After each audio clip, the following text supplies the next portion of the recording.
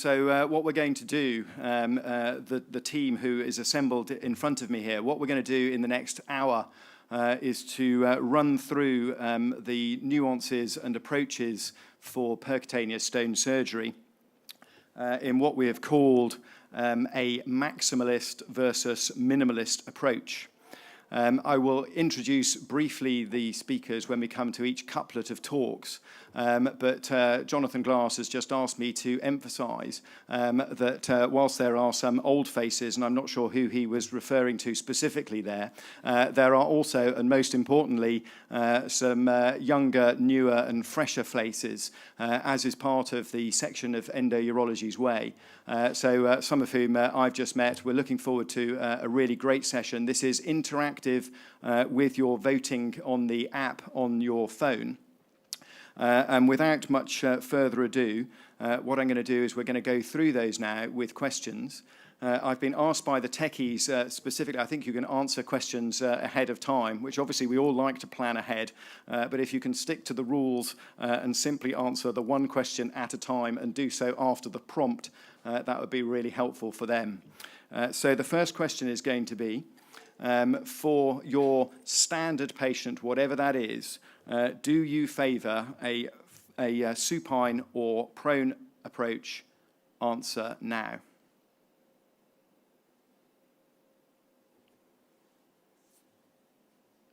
Wow, that was quick. That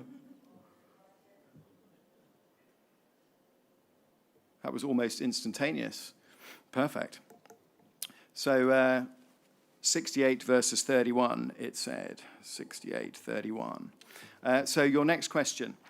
For the same patient, would you go with a standard maxi approach or a newfangled mini approach? Vote on that one now.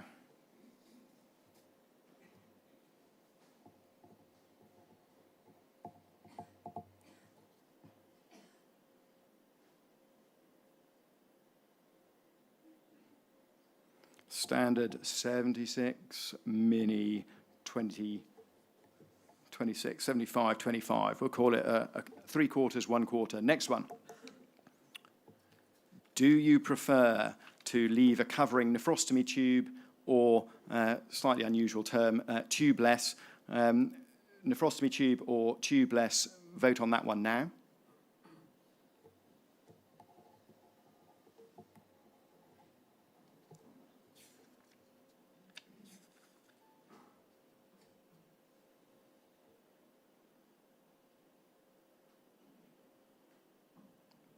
Slightly difficult to read the numbers from here, but that looks like a lot in favour of nephrostomy. What, 83% versus 17, so a bit of convincing to be done there. That one looks like that's going to be an interesting one. And then the final one, do you stick to a single track or are you a multi-track approach when needs arise? Single versus multi.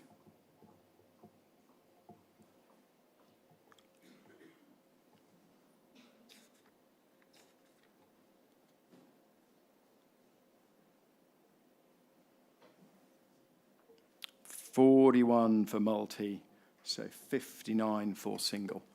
So that's the background with which our protagonists will begin. So without further ado, the first duo is going to be Michael Camulli from St James's Hospital, Leeds, and Marco Bolgeri from St George's Hospital, South London, and they're going to talk through supine versus prone perc. Thank you.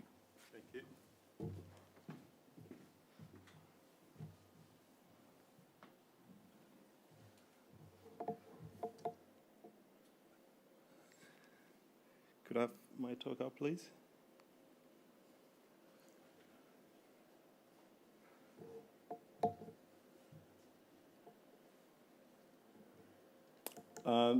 The debate we are having today is sort of reminiscent of the debate that was had in the 60s in the world of athletics, when Dick Frosby first suggested that you would jump higher if you used the supine technique, as opposed to the prone technique that was prevalent at the time.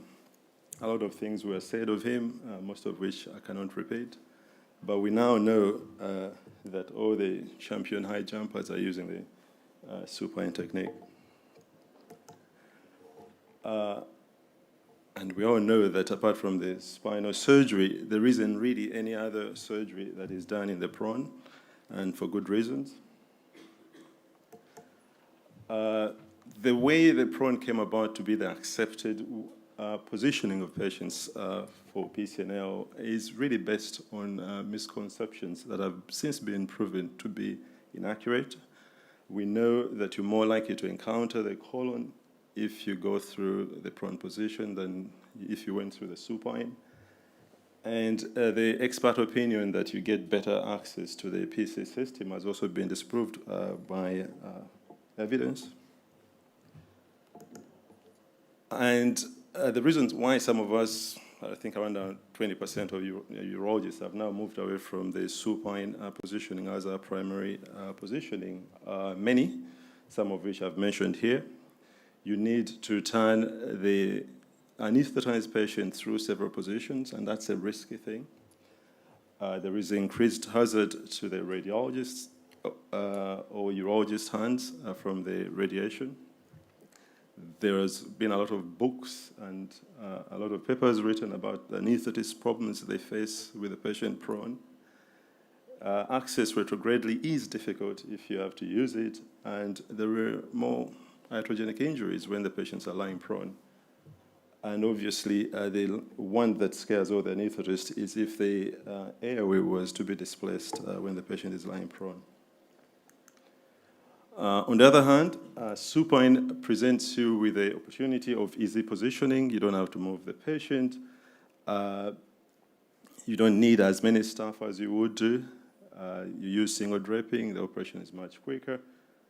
It's kind on the surgeon. As you can see there, I'm sat down operating. My hands are far away from the CM. The stones fall out as you break them. You can see the amplux the way it's slanting downwards. The anesthetists love it a lot, and as I said before, the injury to the colon is much less. However, for me, the biggest advantage of having the possibility of doing supine surgery is the possibility it gives you of doing a simultaneous retrograde and antegrade procedures. In this example, we had a patient who had a stone filling up pretty much all his kidney, going down around 2 centimeters into the ureter.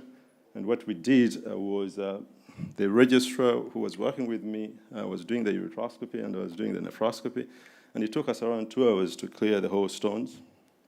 The registrar then went around looking through every calyx. Patient was stone-free, we could confirm. And a CT subsequently confirmed him to be stone-free after 2 hours, and he went home the following day. Again, in terms of complications, we are well below the national average, and our results of stone clearance based on CT, again, is above the national average. So are there any disadvantages? I can't really think of any. I've spoken about the upper pole puncture, which has been disproved, but in the day of flexible instruments, again, that's irrelevant. Some people are concerned about the mobility of the kidney, but you can just press on the counter pressure, usually stables the kidney. Issues about less intra-renal pressures, to me that's an advantage because there's less risk of sepsis. And some people are concerned about the steeper learning curve, which I don't think actually is true. Rather than me doing all the talking, I thought I should also have a couple of my colleagues from Liz to tell you what they think. With the prone PCNL, inevitably the operator's hands are between the X-ray camera, the X-ray machine, and the patient.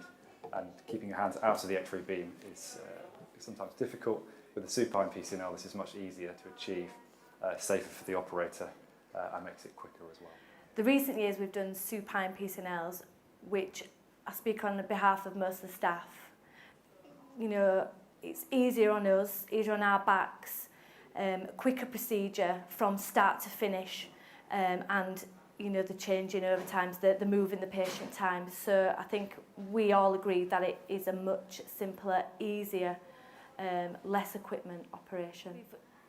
We've done the patients prone before, and we've had to call on staff from other theatres to help move the patient. So that doesn't happen when we do supine. We can use the staff that we have in here already. If you ask any anaesthetist in the country, everybody would say supine is easier to do than prone. So it's a challenging thing in terms of positioning the patient. So the practicalities of doing prone is mainly a couple of things. You need more people, minimum of 6 people to turn the patient around. It is 2 times you turn the patient. One is anesthetize them supine, turn them prone, and then back again supine. So overall, it's not impossible to do prone. It's a difficult, challenging thing. There's loads of practical problems with that in terms of more staff needed, more surgical time, exposure of patients to more anesthetic time. The complications are more when compared to supine anesthesia and surgical procedure. And in terms of emergencies, we are in an unfamiliar territory, not the common things that we do. Thank you very much.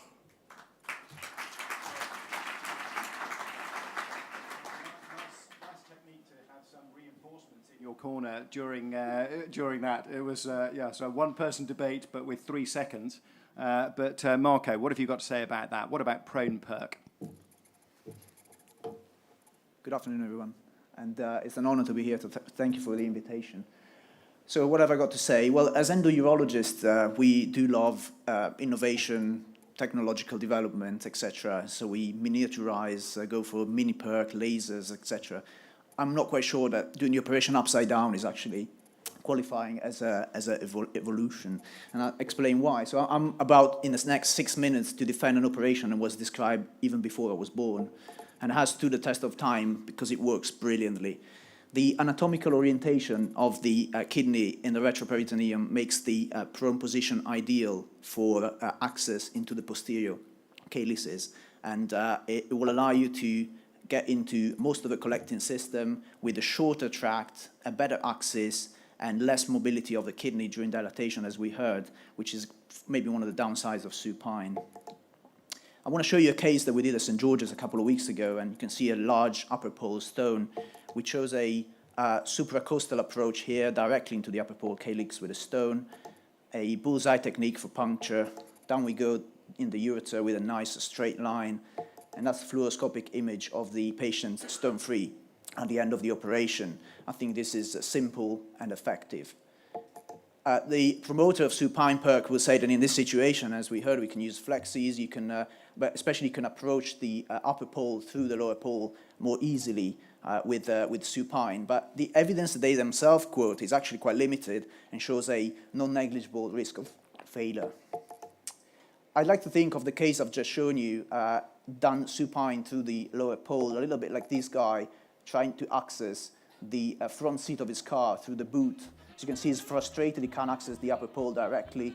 It's a bit of a cumbersome undertaking and not very elegant, although I give you that it may eventually work.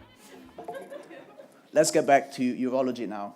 So these 2 guys have, for the non-football fans amongst you, have won the Premier League for 2 consecutive years. And what they have in common, besides being Italian, I have to point out, they made the fewest number of changes in the starting 11 for the season that they won. The average is around 120. My point is, if it works, why you want to change it? And I can see 2 theoretical justifications for changing something that works. Either it gives you an even better outcome, or it has the same outcome, but with less complication and less utilization of resources. In terms of outcome, Michael, I haven't heard from you any studies that support supine being better than prone, and in fact there isn't any, and that's why. The CROWS seems to suggest that you have better stone-free rate, less unsuccessful access, and especially in the case of stag-on stones, prone is superior. I accept this study is now 10 years old, and more contemporary reports have shown comparable results, but the high-level evidence is scarce based on small series, and again, I'm yet to see a convincing bit of evidence showing supine being superior. Is it cheaper? No, it's more expensive. The balloon dilators are more expensive than the Alkans, and we've heard one of the main advantages is to do combined flex URS. That pushes your cost high because you need all disposable, second stack, and especially a second experienced surgeon in theatre. If you do really need to call a friend, then you can do that in the prone position too. It works really well. I've done it. It's good fun, and they do it routinely in America. If you believe this nice paper from Japan, you might even be in for an easier ride up a straighter ureter in the prone position. Is it faster? Again, Crows says no, but most of the more contemporary papers suggest that supine is faster, but the reason, the main delaying factor they all point out is putting the patient in lithotomy at the beginning of the operation. If you do it like we do, flexible cystoscopy, supine position on the trolley, it hardly takes more than 5 minutes before you're ready to prone the patient on the table. One of your references, Michael, was this paper from 2008 that suggests that you have a higher stress on the cardiovascular system in the prone position. However, my question to you guys is there any evidence suggesting a measurable adverse outcome of a prone position? And the answer is no. And if you just go by physiology-based studies, then you have to take into account other papers that say that, for example, from a respiratory perspective, the prone position is better even in the obese patient because it increases your functional capacity. So if anesthetic moaning is the only reason for you to want to change, then probably you should change the anesthetist rather than the position you operate. This is the other paper that you mentioned. This is a 30-year-old paper that I refer to as a scaremongering. It says that 10% of retrorenal colonic incidence in the prone position. We do about 80 perks at St. George's every year, and I can guarantee you that we did not have 8 colonic injuries last year. In fact, we had none in the last 5, which is in keeping with what is reported in the literature. I'll be very unfair if I didn't concede a couple of real advantages to supine PCNL. One is the surgeon can sit down. And the second is that the hands are away from radiation. But in my case, selfishly, I can say that that's Dr. Patel, my trusted uroradiologist, and it's his hands that are in the way. I'm just standing there cheekily smiling. So in conclusion, why I do not think that supine is the way to go? Because it's not better, it is not cheaper, and it is not safer. But don't despair. I found a cracking application for the modified supine position, and that's the Galdakar modified supine selfie that you can take this summer on the beach. I was going to leave it like that, but then I realized this lady is actually, to take the selfie, she's using one of those fancy portable HD cameras, and which have a name that I thought it was a match made in heaven for my presentation today. Go prone. Thank you for having me.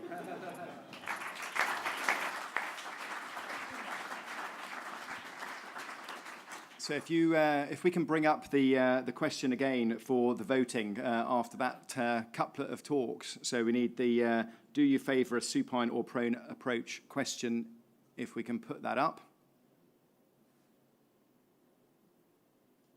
Meanwhile, apps reopened. So after what you have heard, do you now favour a supine or a prone approach? Vote now.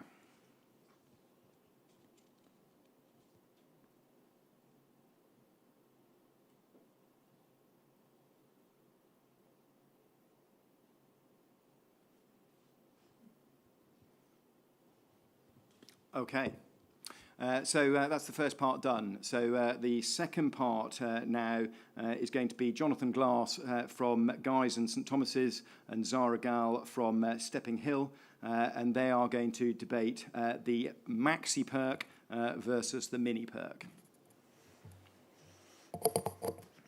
Yeah, I hope you can all see in the hall. It's reminded me when I walked in of the Mezquita in Cordoba, which is, you haven't been, it's worth visiting. It's the old mosque in Cordoba, which now has a number of churches within it. In the Mezquita in Cordoba, there are 856 columns in the Mezquita. There aren't quite as many as that in this room, but I hope you've got an angle where you can all see. Anyway, the case for not maxi perk, PCNL, conventional PCNL. So I'm sure Zara will start talking about mini PCNL being MIPPS, minimally invasive percutaneous procedure. Well, the standard PCNL is a minimally invasive percutaneous procedure. It has low morbidity, it has a low complication rate, it continues to evolve as a procedure, and it allows rapid stone removal. So why go small? Exactly as Marco implied, there should be a reason for going small. First of all, you have to consider why mini PCNL developed, and then you have to ask yourself, does it improve clearance rate? Does it reduce complications? Does it replace a better alternative? Or does it offer an unmet need? So we know that size does matter. I'm sure we'll be hearing from the proponents of mini PCNL that you get this vortex. Every time you watch a mini PCNL, they talk to you about the vortex. But flow is related to diameter. I use a 26 French scope with a surface area in cross-section of 58.9 millimeters squared, and the larger scope you have, the better flow that you will get. And you'll get washout through a large scope much better than you'll get washout through a small scope. I have a mini scope. This is it. It's a 7.8 French flexible ureter-arenoscope. It allows me access to the whole collecting system. It allows me to get to many stones with one visit. It has a fantastically low complication rate and a fantastically low transfusion rate. And we have to remember that the driving force for producing mini PCNL wasn't, in fact, our inability to treat any stones. We could treat any stones with a maxi PCNL or conventional PCNL and a flexible ureter-arenoscope. But in some areas of the world, sterilizing flexible ureter-arenoscopes was complicated. And in those areas of the world where sterilizing flexible ureter-arenoscopes is complicated, they wanted rigid scopes to get to places of the kidney they couldn't otherwise get to, or to access the kidney through a small device. So, a paper published previously by Guido Giusti, an endourologist with a rather prominent presence on Twitter. He said the most important drawbacks of mini PCNL are the lengthy operating time and the significantly lower stone free rates. Luckily, I came into the hall to see that this slide didn't present very well, so I have revamped it. Still not presenting beautifully, but the stone free rates with a mini PCNL are 77%, 94% with a standard PCNL in Guido Giusti's hands. So there's not an improved stone free rate. We'll hear that that paper was published in 2007 and that the world has moved on. But in fact, a meta-analysis of percutaneous surgery has been performed and is being published in the European Urology Journal. And this compares mini PCNL to maxi PCNL and mini PCNL to flexible ureteroscope. And mini PCNL is shown to have longer operating times. Many of the papers are for only small stones, less than 1.5 centimeters. And we know that for the BAUS database, that only covers about 30% of stones treated by percutaneous surgery in the UK, 70% of stones treated by percutaneous surgery in the UK are greater than 2 centimeters. And the paper concludes that mini PCNL, nevertheless, retrograde renal surgery can provide higher stone free rates than they can with a mini PCNL. The paper states standard PCNL offers stone free rates superior to those of flexible ureteroscopy, which in turn produces higher stone free rates than a mini PCNL. I thought now to myself, and that paper was published not in 2007, but in 2015. I thought to myself, perhaps if it wasn't me giving this presentation, but it was the Professor Dasgupta, the editor of the British Journal of Urology, he would say, but Jonathan, you need to produce an infographic. So I thought I'd make it simple. There's a man with a stone saying, what should I do to maximize stone clearance? Well, it's very easy. Large PCNL is better than flexible ureter-arenoscopy, which is better than mini PCNL. It's as simple as that for stone clearance. Does it reduce complication rates? Well, the paper suggested that you get a slightly lower transfusion rate with mini PCNL, citing a PCNL transfusion rate for standard PCNL of about 4 to 5%. But we know in the UK it's about 2.5%. In my hands, with maxi PCNL, the transfusion rate's 1.5%. Does it replace a better alternative? Well, mini PCNL has shown to produce no difference in the scarring in the kidney than no better scarring in the kidney than a maxi PCNL, similar complication rates. Standard PCNL is better for larger stones. It's universally applicable. It clears the whole stone, and you can combine it with ECIRS. And compared to flexible ureteroscopy, flexible ureteroscopy is less invasive, better clearance rates than mini PCNL, has a 0% transfusion rate. Does it offer an unmet need? Well, I'm prepared to concede that it may offer an unmet need. I do have a mini PCNL. I use it for my pediatrics.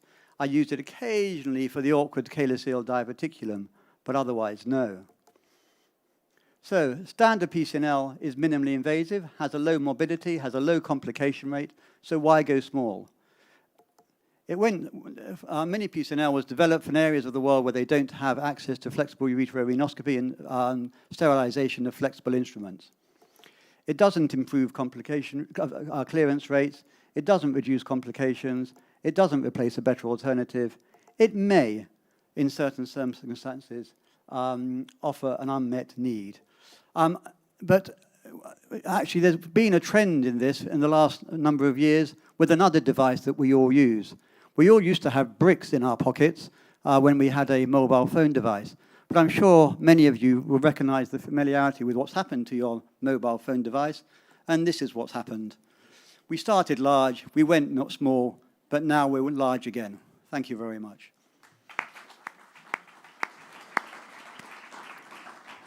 So, Jonathan, one of the old, established, wise faces of British luminal endourology, Zara, fresh-faced, and come and tell us, do we need to modernise? Should we go mini?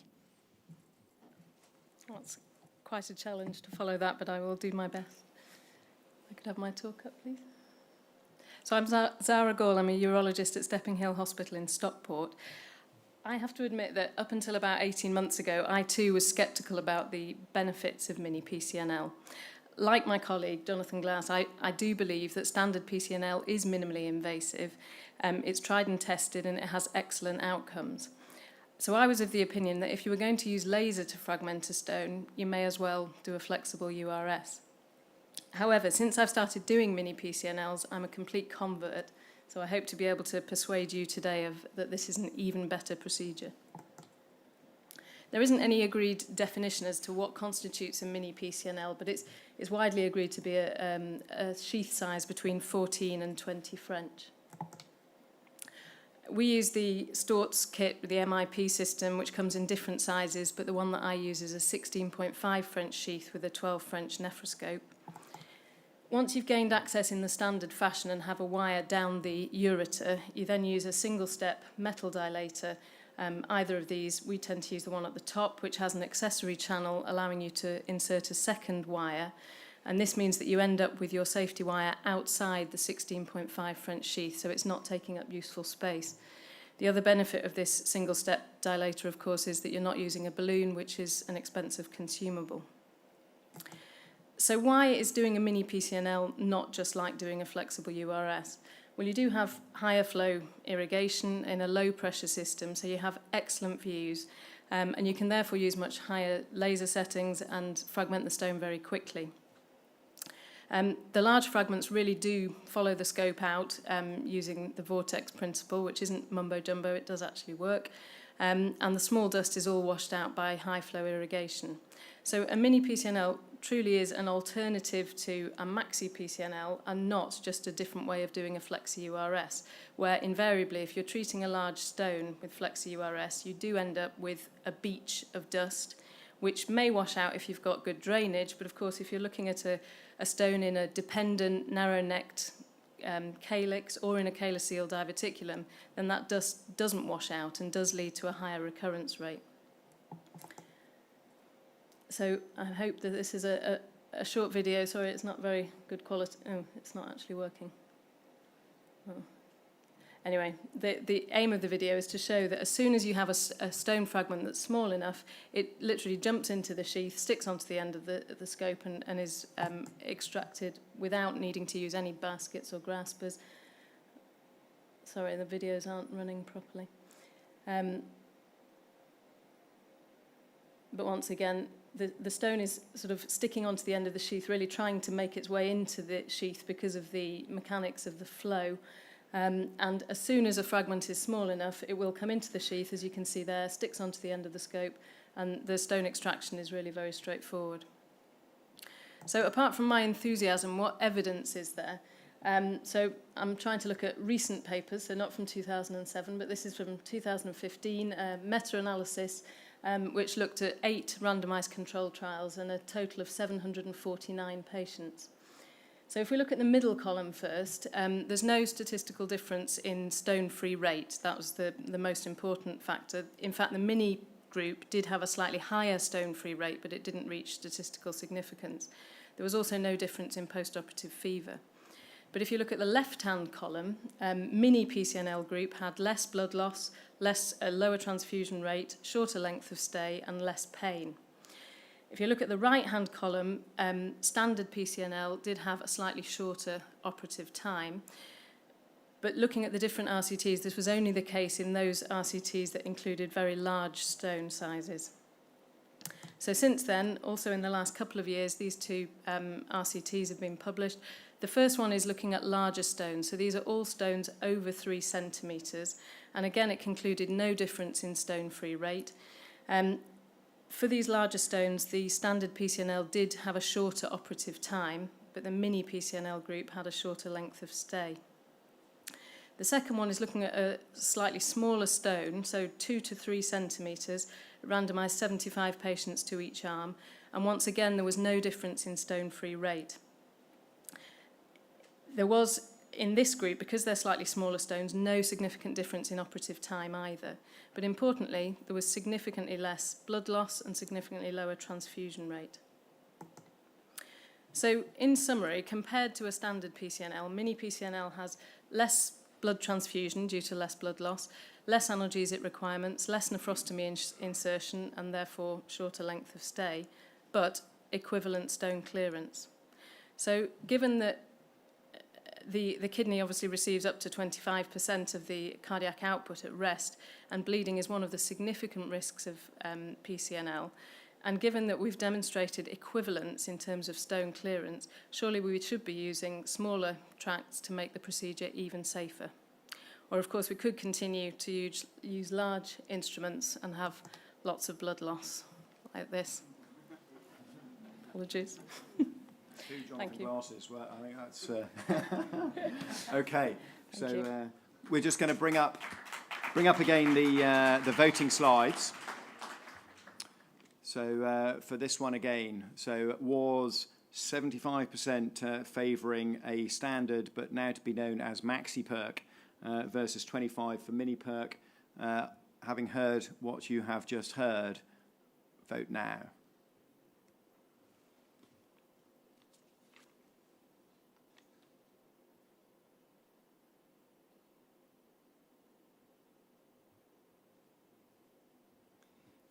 So it changed, 61 to 39. So that's progress, and that's why, of course, you need fresh faces to keep it vibrant.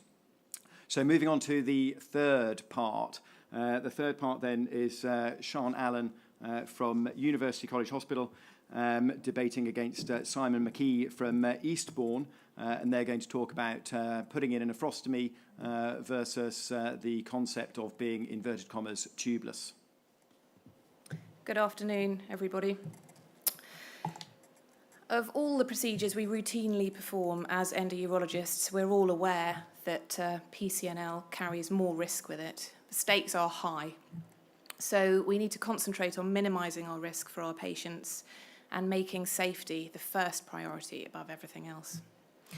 Leaving a nephrostomy tube in after a PCNL gives us minute-to-minute control and information as to a patient's progress after the procedure. It gives us more control and heavily weights the risk-benefit balance in our favour, which is what we want with a procedure that's potentially risky. There are many advantages to leaving in a nephrostomy. We're all well aware of them. I'll just skip through the advantages. There's adequate renal drainage with leaving a nephrostomy in after a PERC.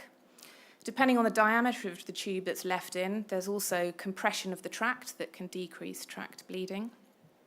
We also have the option of performing a second look if we leave a tube in for the residual fragment that's picked up on the post-op CT. Most importantly of all, though, if there's bleeding, we can spot it quickly and we can leap into action, clamp the tube, resuscitate the patient, and then go ahead and arrange angiography. This is why that nephrostomy is standard practice, leaving it in after a PCNL, because as we know, even the simplest PCNL that we've planned and anticipate we might be able to leave without a tube, they can turn pretty frisky on us. So why on earth would you consider going tubeless? Well, having thought about this, I decided really going tubeless was a bit reckless. A bit like these two urologists who are practicing a spot of DIY at the weekend, flying in the face of danger. They've got all the equipment that they need right in the room behind them. But, you know, clearly tubeless advocates going for it anyway. What could possibly go wrong? So there must be some genuine concerns about nephrostomy tubes. And looking through the literature, the two main themes that are brought up are the fact that leaving in a tube after a procedure can cause pain and will increase the requirement for analgesia afterwards, on patients in hospital, so it's not a big deal. And also, it can prolong hospital stay. Well, that's what people are saying. So let's look. Decreasing the analgesia. Well, this is a false assumption. As Darren alluded to earlier, tubeless, it's actually a very confusing bit of terminology because tubeless isn't tubeless. Otherwise, there wouldn't be place for the phrase totally tubeless. Tubeless should be called nephrostomyless because you're leaving a ureteric stent in afterwards. And as we know, stents are fraught with problems. Patients don't like them. They're uncomfortable. And you need a procedure to remove them at the end. Totally tubeless, no nephrostomy, no stent. Very risky, highly controversial, not widely practiced. So let's look at some evidence. This is a nice paper produced by a group in New York, published last year in the Journal of Endourology. They prospectively randomized 30 patients into two groups. In the first group, they put a nephrostomy tube in and then removed it after 48 hours. In the second group, they didn't leave a tube, but they placed a stent, which stayed in for 2 weeks. The conclusions said there was no significant difference between the analgesia used or the length of hospital stay between the two groups. They also went on to perform a nephrolithiasis-specific quality of life questionnaire, the Wisconsin Stone quality of life questionnaire. 28 questions were asked to all the patients. They completed this questionnaire before the procedure and at 2 stages afterwards. And amazingly, the tubeless group, so the group with the stents, performed much worse than the nephrostomy group. In fact, they went on to say that 80% of the tubeless group specifically said that the stent was the worst part of their whole surgical experience. So we've talked about hospital stay. It doesn't seem to be a difference. We've also talked about analgesia, no difference. Here's another paper about shortening hospital stay. In the era of trying to be cost effective and reducing all our costs, hospital stay is important. So what did this study show? This was an Indian group who published in the BJUI in 2009. They were questioning the wisdom, quite rightly, of tubeless PERC. And again, they prospectively randomized 22 patients. The first group, they put in a 20 French nephrostomy tube, and then they clamped it immediately after the operation. The second group, they didn't cite a tube, but in both groups, they put up a polyp catheter and a urethral catheter. And the key to this paper was that they modified the timing of when they removed the nephrostomy. So in this study, day 1 post-op, everybody had a CT. The patients who were fortunate enough to have a nephrostomy in were allowed back to theatre if they had a residual fragment. And those who didn't, well, everybody had their tubes removed on day 1. So the patients were then observed on the ward for 6 hours, and then a decision was made whether or not it was safe to let them go home. And again, the conclusions of this study showed there was absolutely no difference in the hospital stay between the two groups, and there was no difference in the analgesia given either. They also found that the stone-free rates were higher in the group that had the nephrostomies because of the second look. So in summary, we all know the advantages of a nephrostomy tube, from the renal drainage, the tract compression, the ability to relook, but most importantly, us being alerted promptly if there's a problem with blood loss. There's no guesswork involved. If there's hypotension post-op with a nephrostomy tube, you can see it and you can act on it. We've shown with the evidence that there's no difference in the hospital stay or the analgesia requirements, and they're the main problems that people used to associate with leaving a tube in. So that's not true. And the quality of life study has shown that tubeless patients, which aren't really tubeless, they've got a stent in, they're the ones that perform worst on the quality of life. So really, I think what we need to focus on here is not concentrating on leaving the nephrostomy out of the patient altogether and not citing it. We need to intensify our involvement with the post-op care of the patient and make sure we remove the nephrostomy tube as early as possible, so that we can have all the advantages that it offers. If there's a delay in removing the tube because of fever or because of bleeding or because of pain, then there's a problem, and they're exactly the patients that you'll be glad you've left a tube in. Thank you.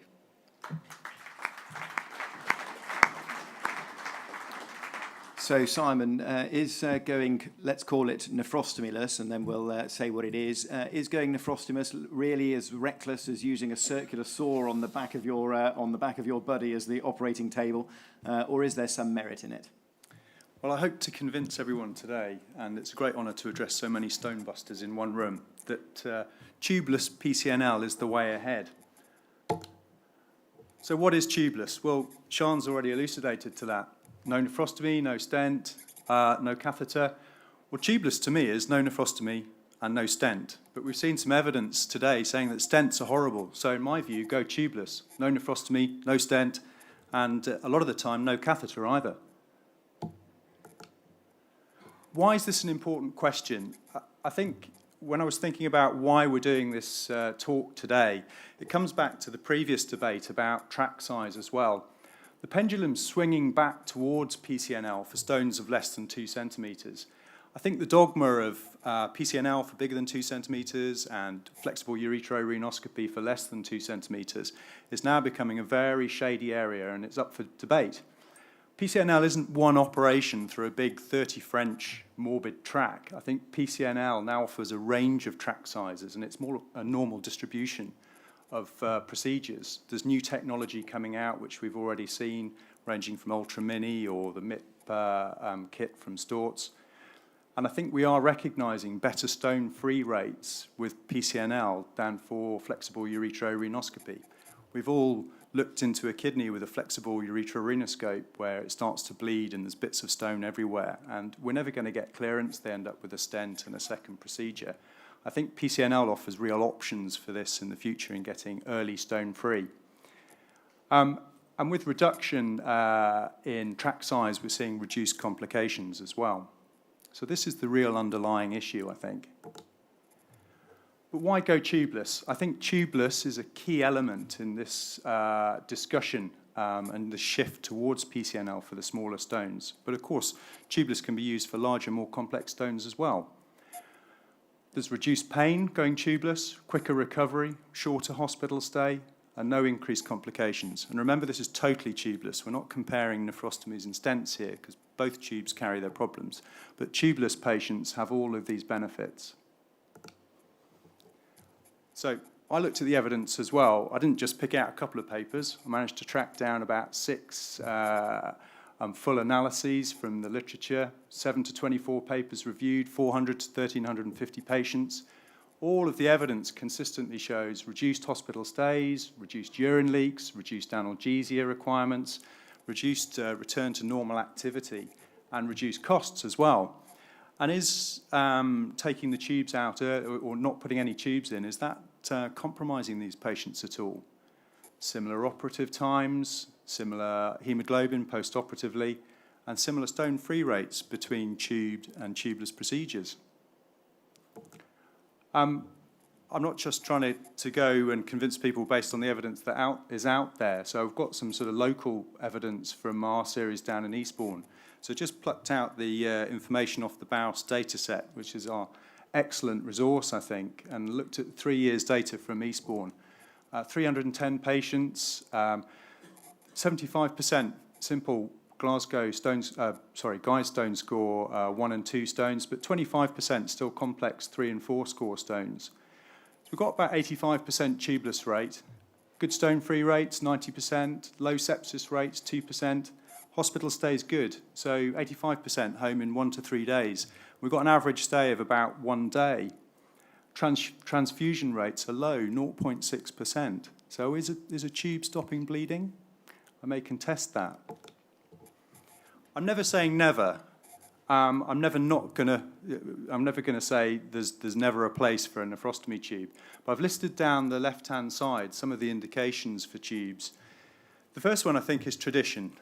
You were taught to place a nephrostomy tube. You've always done it with your service. Why change? The second one, fear of bleeding. So if you leave a retractor in an open wound that's bleeding, is it going to carry on bleeding? If you leave a tube in a track that's bleeding, is it keeping the track open? We don't have the evidence. I think it would be a very brave person that is faced with a track that's hosing arterial blood that doesn't put a large bore nephrostomy in. So I'm never saying never. But the evidence that says that nephrostomy tubes stop bleeding by tamponading a track, we don't really have that evidence. Maybe pulling the nephrostomy tube out and letting the track seal up and a natural tamponade build up from clot, maybe that's a better option. Multiple tracks. I've used up to 3 tracks without placing any nephrostomy. If the stone's cleared and you're confident and there's no significant bleeding, I don't think there's any indication to place another tube in addition to the normally functioning ureter that's there doing its job. Infection, again, I think this is a relative indication. If you're faced with pus pouring out, of course you're going to place a tube and come back later when the infection's cleared. But infection stones that have been treated well preoperatively and there's no evidence of infection during the operation, and again the stone is free and the ureter is functioning normally, I don't think it's an absolute indication to place a nephrostomy afterwards. If the ureter is obstructed, then sure, place a tube because you need to ensure drainage. Relook surgery. Well, if you haven't got the stone out through the track that you've just been looking down, when you come to look again, is that track going to help you if you still can't see the stone? Maybe you'll need to place a fresh track anyway. So is leaving that nephrostomy in place going to help you? It might help you with some access, but again, it's just leaving a second track that may not be necessary. Solitary kidneys. A slightly dangerous situation, but again, if you've cleared the stone and the ureter's functioning normally and you're confident, then again, I think it's a relative indication. Reconstructed kidneys and congenital anomalies where you might have difficulty accessing the lower ureter later on if there's a problem. Again, it's a relative indication. So I'm never saying never, but I think most of the indications listed on the left-hand side are relative indications. So I think the future is clear. Tubeless PCNL has been shown to be safe. There's a quicker recovery, earlier discharge. I think it's the standard of care when used judiciously. And I think it helps make PCNL a real alternative option to flexible ureteroscopy for stones up to 2 centimetres, with optimising the stone-free rates. Thank you. So the voting slide for that section again to bring up nephrostomy versus totally tubeless. You can vote on that one now.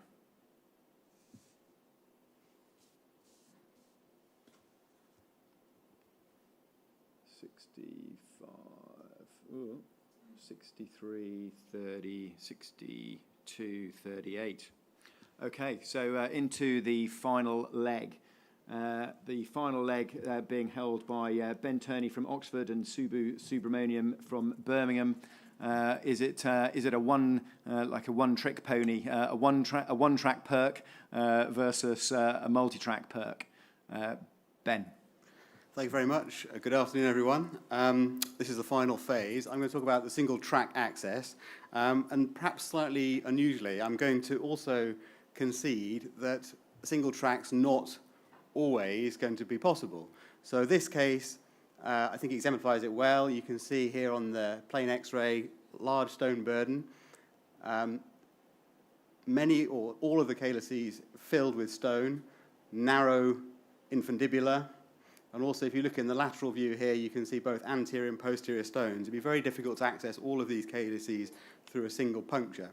However, this is the rarity.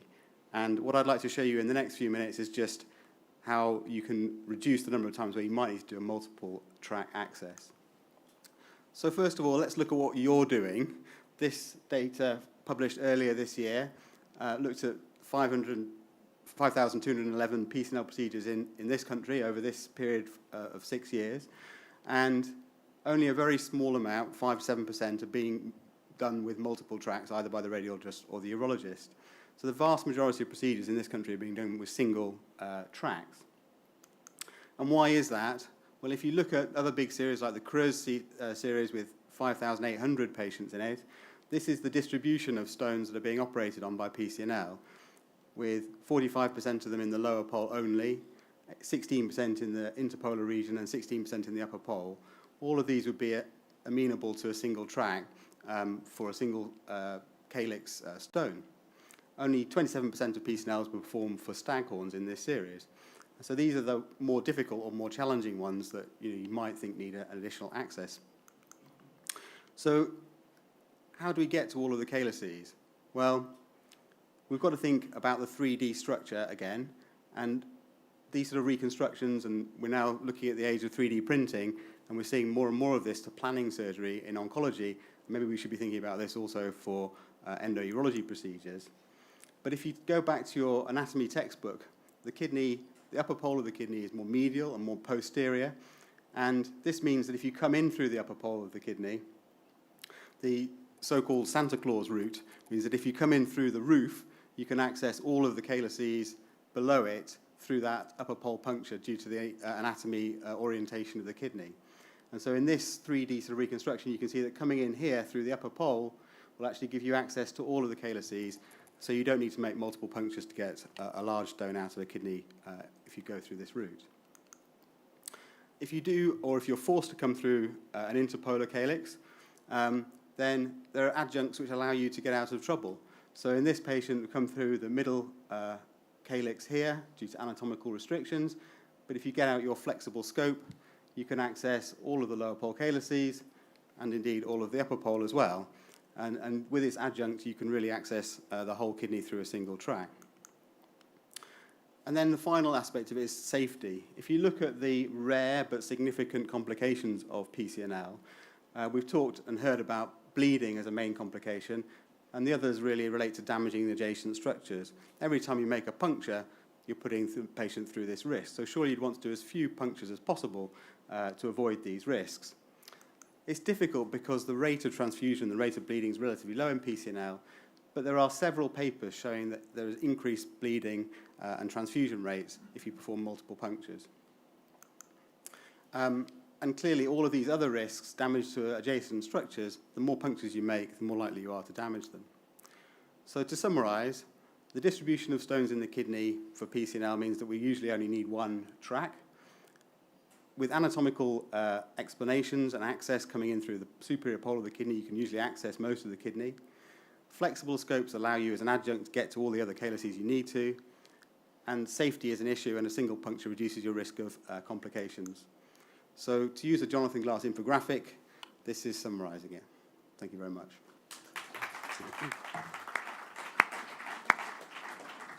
So nicely argued, Ben, but Subbu now to close the session with the argument for multi-track perc. Thank you, Darren, ladies and gentlemen. So my task in the next 6 minutes or so is to justify a multi-track PCNL. So why do we do multi-track PCNL? So I've just listed some conditions that I do multi-track in my practice. What are they? Duplex kidneys or bifid collecting system. When you have stones in multiple calyces or adjacent calyces, parallel calyces with an acute angle where you can't get around with the flexible scope. When you have complex calyces with small infundibula, as shown by Ben earlier. When you have a large stone and you want to do an operation quickly, you want to get through the operation faster, or there's a rare indication which I'll show you a video later. So I will show you some cases from my practice to demonstrate each of these situations. So if you have a duplex kidney with stones on both sides, I'm sure even Mr. Turney can't get through a lower pole into the upper pole with a flexible scope in this case. So clearly you're going to need two telescopes and two tracks to get that stone out. Now, what about complex calyces? So this is a patient with chronic kidney disease and a bleeding disorder. With only single kidney with multiple stones. As you can see, there are about 7 calyces, each of them bearing stones. And each calyces have a very short infundibula. So you can't get through many of these infundibula from another calyx. So you have to literally puncture them. This is the planning diagram. Again, I want to refer to the classic adage, if you fail to plan, you're planning to fail. So always draw a diagram and see which axis is best for you, and go for the stones, the calyces with the maximum stone load, so you can get maximum out of them with a rigid telescope. So looking at this, I thought I should go this calyx, possibly this calyx, and here to get the maximum stones out from here. This patient had a failed PCNL in another hospital due to bleeding, so they didn't want any problems, so I had to go with more caution. So what did I do? I went into the lower pole, three calyces, lower pole, mid pole, and upper pole. And fortunately, I was able to clear the entire lower pole with the lower pole axis, and most of the mid pole and some of the upper pole with these. One of the points when you do multiple punctures is you leave guide wires in all three, whichever calyces you want to puncture. You don't dilate them straight away. You go one by one. So you dilate one of them, try and see if you can get through with flexi. If not, you dilate the next, and so on and so forth. So that's... and this patient, again, with a single kidney and severe liver disease due to alcoholic consumption. He was waiting liver transplant. He was getting multiple urinary infections. So they didn't want to do liver transplant unless I took the stone out and made his kidney better. So it was sent to me. Again, planning picture. You can see there, stone filling the whole pelvis and almost every calyx. And you can see that these are narrow infundibular. So while planning, I thought I could get through to lower pole and these two parallel calyces because I can't reach this with the flexible scope. So I went for 2 punctures, and I cleared this calyx, and all of the stone in the pelvis. And then after that, I tried to pass a flexible cystoscope to try and get to this stone in the mid-pole. And clearly, it was a very narrow infundibulum, and I couldn't get through that. Again, I tried to go to the upper pole, and I couldn't get through because of this narrow infundibulum. As Ben says, it would have been better if I did an upper pole puncture in this patient, but this patient had, because of his liver disease, had a collateral varices running right next to the upper pole, which was about 1 centimeter big, and I was a bit scared to go there. So I finished the procedure there. Patient got better, kidney function improved, and he had his liver transplant. And then he came back, and this time I went through the mid-pole carrying stone and the upper pole and cleared those 2 stones. And as you can see, if I had gone for the upper pole puncture first, I could have passed the telescope around to other calyces, but because of his varices, I couldn't do that in the first place. This patient is a traveler. He pitched up with me about 3 years ago with a forgotten stent from London or somewhere. And you can see that's not an IVU, that's a plain X-ray, by the way. And well, these people, you have to try and do maximum as possible before they move to next place. So I thought I'll address the lower and the right side first. So I did a lap vesical lithotomy and ureteral lithotomy at the same sitting, turned him around and did the PCNL on the right side. So time was running out, so I had to do maximum clearance with minimum time. So we put 2 axes, lower pole and upper pole, and having 2 stacks on the opposite side, me and my registrar worked simultaneously, clearing the stone. It took about 2 hours from axis to clearance of the stone. So you can do quicker clearance if you had to. We only have 1 litho class, so what we do is when one person is doing litho class, the other one takes the stones out, and then we swap around and I take the stones out. Works very well. Only thing you need 2 screens to see on the other side. So that's, if you had a large stone, you want a quicker procedure. Now this is a large stone in a upper pole calyx with a narrow infundibulum. Ideally, you want to puncture the upper pole, but in this patient, the upper pole was tucked under the liver. So it was supra 12, and there was no way to get into any of the calyces there. And clearly this puncture, I thought was the infundibulum was too narrow to retrieve the stone. So a little trick for this, when you have a patient like this, what you could do, you'll see the retrograde in a minute, you can puncture the mid-pole, And then using a solid, either a needle or a plastic dilator, if you move the dilator upwards, you can see the kidney moving down. You'll see that in a minute. And then you can access the kidney or upper pole from below the rib. So you move the needle upwards, and you can see, if you watch this line, you can see it moves a couple of inches down. So you can go for the upper pole puncture. And you can do this to fix the kidney as well. If you have a very mobile kidney and you want to puncture a calyx through the rib, you don't want it constantly moving, you could do that as well. So what's the evidence for multi-track? Now, this paper looks at a comparison between multi-track and single-track and shows you get better stone clearance in lesser time and in lesser number of procedures per patient. So definitely advantages. You may wonder, are we going to lose some nephrons, or is the GFR going to change? So this study looks at renal function in dog experiments with single and multiple punctures and shown that there is no nephron loss or no change in renal function. So those 41% who voted for single track, I agree. 70% of times I do only single track because most of the stones are accessible with the single track. But in my practice, 30% I get cases like this where you have to go into multiple tracks. So in some practices, it may be 10 or 20%, but you do need to be able to do multiple tracks to clear the stone in a single setting. So I would strongly recommend for complex, bigger stones with complex calyces, for better vision, better clearance, go for a multi-track. If you're going for a keyhole dress, why wouldn't you go for that? Thank you. So again, so this is the final vote. Single track versus multi-track. Multi-track clearly for the enthusiast.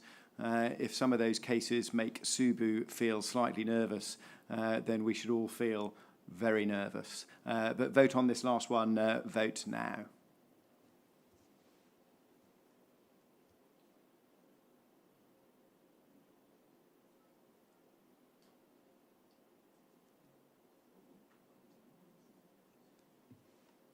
So that's a big change. So in a brief summary of the maxi perk versus the minimalist, the maximalist versus the minimalist perk, actually accumulating all of those data, the maximalist approach, which is to say a prone PCNL multi-track, clearly with tubes, is about 60-odd% of us would go for that as our default procedure, with about 40% the what you might call newfangled supine single track, mini and tubeless. What I would like to do most of all for pretty much absolutely smack on 1 hour, 8 talks, all different people, all superb, is to give a really big round of applause to those who've presented.